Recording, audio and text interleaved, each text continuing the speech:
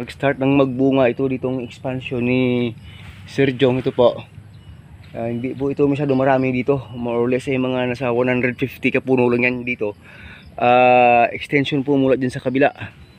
Ito po yung extension niya, mga 200. Umpisa na pong magbunga siya. Dahil pumasok na po kasi ito ng 8 months and a half. Malapit na siyang mag 9 months. May nagbunga na. At dun po sa dulo banda ay nagbunga na rin. Pero hindi po masyadong kagandahan dito. Kasi yung timing po, yun po. Kasi minsan timing nagbunga siya sa time na talagang mahina yung panahon. Yung panahon ay hindi maganda. Pero dito may nabalot na po siya ng 2 puno dito. Pangatlo na po ito yung kaninang na una nating nakipakita sa video. Ito po, yan. Hindi na rin po masyadong kalakihan yung bunga. Pero abot po siya ng 7 hands. Yan po. Kasi ilang beses po yan ditong nasira dahil sa panahon. Yung time na kailangan niya talagang mabigyan ng pansin. Ay, mayroon palang nabalot pa dito sa dulo. 4, 5 na, 6. O yan o. Bali 6 na. Hanggang doon yung nagkabunga dito sa expansion area niya. Yun po. Yung timing po ay very essential na rin. Kasi nga dito maraming tinamaan niya ng sakit dito dahil lang nagtanim siya dito. Palaging napupuno ng tubig yan dito kahit na meron siyang drainage na napunta doon. Dahil po sa dire-diretsong ulan mo 2 months, more than 2 months na halos dire-diretso po yung ulan mga kalakatan. Kaya yan yung naging itsura niya. Mabuti na lang yan dito sa sa gilid. Kasi medyo pilapil part yan dito. Kaya siya yung naunang tumangkad at nagkabunga dito mga ka-agri. Pero yung dito sa gitna, kasi nga dating palayan yan dito. At saka mababa yung yun sa ilalim, yung kanal sa ilalim. Kaya pumirmi. Nag-stagnant yung water dito. Na naging reason po na napaka ng kanyang paglaki, napakabagal ng kanyang paglaki kahit na enough yung fertilizer. Yun po yung mga problema natin.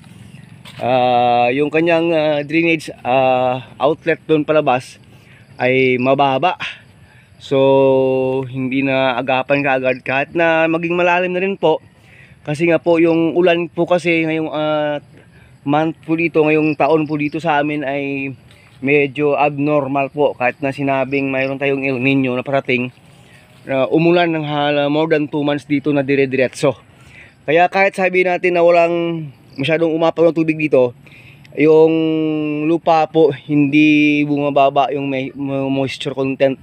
Laging sobrang basa kaya dahil araw-araw umuulan. Yun yung kalaban natin. So mapala dyan dito sa area nito kasi pilapil part nyan dito. At least madaling tawag doon, mabilis lang subside yung tubig. Pero yan dyan sa area niyan, kaya marami pang replant dyan dahil na nabulok sa sobrang tubig, namatay. Kaya nag-replant. Pakita natin sa inyo yung mga replant dito. Replant pa itong iba. Gaya nandito naglagay siya ng konting abono. May tubig pa tubig pa yan. Replant na po yan mga kasaging. Ito replant na rin. Nabubulok dahil nga sabi ko sa inyo, ang hirap mapalabas ng tubig dito kahit na malalim yung kanal. Kasi nga yung water sewerage kahit makakalabas doon karamihan ay kasi kagabi umulan, kaninang umaga umulan din. Kaya puro na lang ulan. So yan yung naging result. Pero hanga pa rin tayo mga kasaging kalakatan. Napabunga pa rin niya. At saka nasundan pa rin yung pag-alaga dito. Malinis siya, talagang masinop siya.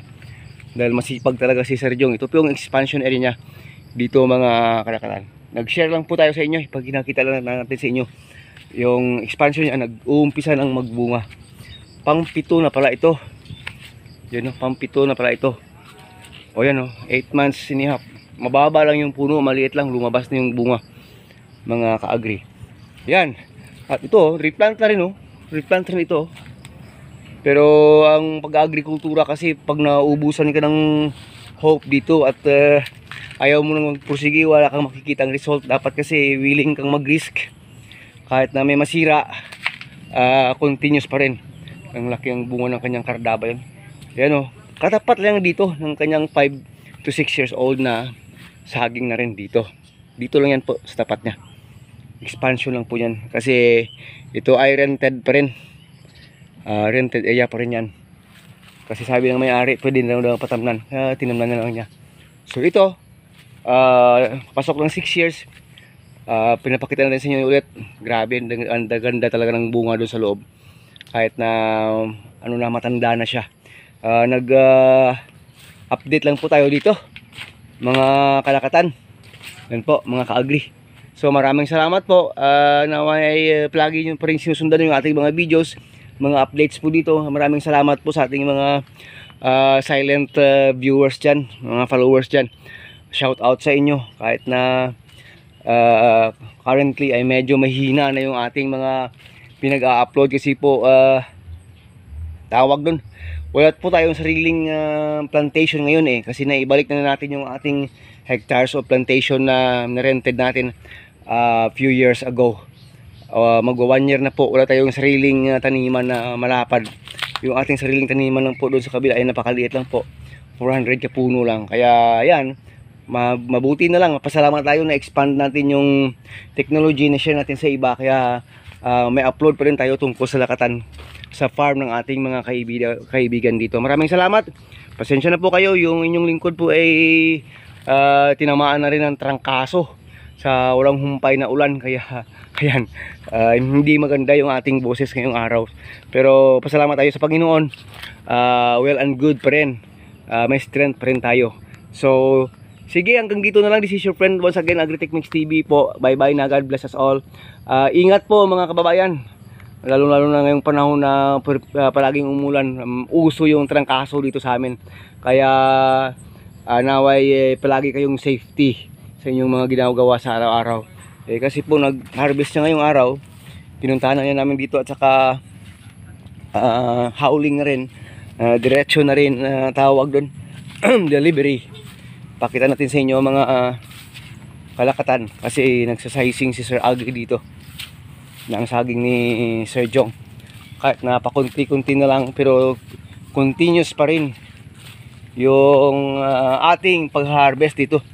Mga ilang kilo kaya Sir Agri yung abutin ba ng 100 plus kilos? Pwede daw, abutin mga 100 plus itong harvest ni Sir Jong dito. Same price pa rin. Yung malalaki ganyan, 60 pesos pa rin yung kuha sa amin. Ayan. At least tsamba pag may lakatan ka ngayon. Ganun yung presyo, maintain. Kasi nga kulang na kulang sa supply pa rin. Ayan, bye bye na. God bless us all.